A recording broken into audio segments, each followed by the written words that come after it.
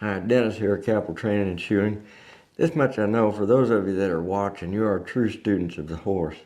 And, for that, we're going to offer something here. And I'd like your feedback on this, if you would, please, to let us know if this is helpful to you. Because if it's not helpful to you, I'd rather spend my time, doing something that is helpful for you. But yeah, I know myself, when I'm learning, I'm studying, and I'll watch something and I'll go back and rewatch it. I'll read something, I'll go back and reread whatever, form of education that you're using. When you watch it the first time, it's entertaining, but you'll miss so much of the integral parts that are actually making things work that you need to go back and watch and go back and watch. And each time you go back, you're going to see something that you didn't see the previous times. And, that's when the light bulbs start coming on and you really gain the understanding. So when we put a YouTube video up on Monday, then later on in the week, we're going to recap what that video was talking about. And that's what we're doing here, is recapping what went up on Monday. The one on Monday was about how to use the walk and not lose the walk. And what I meant by that was, it's showing you a technique that I have found to be very beneficial to improve forward motion. We're talking about it at the walk, but that's what I was doing, improving forward motion. Forward motion. What does that mean? Well, when you're on a horse that is not understanding of what you're wanting, when you ask for forward motion, they will oftentimes resist by pushing back, or if they do go forward, they go forward and they'll change gait. They'll break out of a walk into a trot. Well, so what?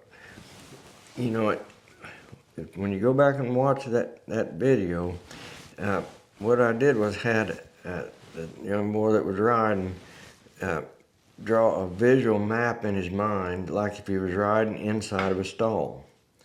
And I told him to imagine just riding that horse all the way up into the corner, not almost there. Because when you start heading for the corner, you know what you're going to feel? You're going to feel resistance. There's your opportunity to help teach that horse how to go forward.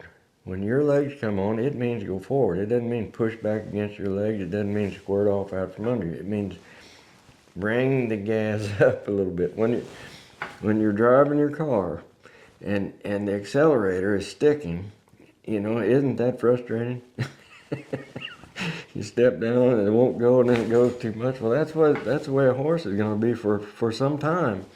But you can overcome that at the walk, in the stall. And if you'll just play with that, knowing full well that's what you're doing, why you're doing it. Now you're going to have a lot of fun just riding in a little square. And you'll get more done riding in that little square than you'll get riding a horse for weeks out on the trail. Because the horse out on the trail most of the time just carrying you around. Who's in charge then? The horse is in charge. But this is going to put you as the leader. Then when you go out on the trail and you need to go past a rock or you need to go over some water, but guess what? You've got a tool to get forward motion. If you don't have that tool, you're just handcuffing yourself to be able to deal with your horse effectively. Because we don't want the horse afraid of us. We just want the horse to have enough respect for us that when we say, move your foot here, he moves his foot there, and he does it with a real good attitude.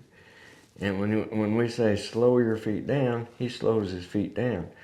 So while you're practicing walking in this little, square, see how slow you can go? See how close to the corner you can go? Then gradually bring him up and see how fast you can get that horse to walk without breaking gait. If they break gait, it doesn't count. See, we've got to have full range of motion within the walk. That's using the walk. And that's going to keep you from losing the walk, because if you don't get it there, when you ask for forward motion, you're just going to have resistance or trotting. That loses the walk. That's what I'm talking about. So this will help you get forward motion.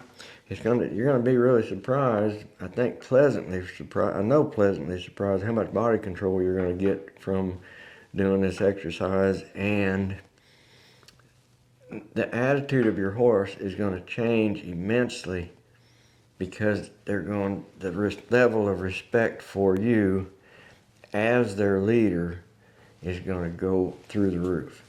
Then you've got something that you can really work with. So anyway, let us know if you think that this format is going to be helpful to you, and if you believe that it is, please let us know, because if you don't let us know, we're not going to do it. But if you believe that this is beneficial, and I believe it is, let us know, and we'll keep doing this every week. Thank you.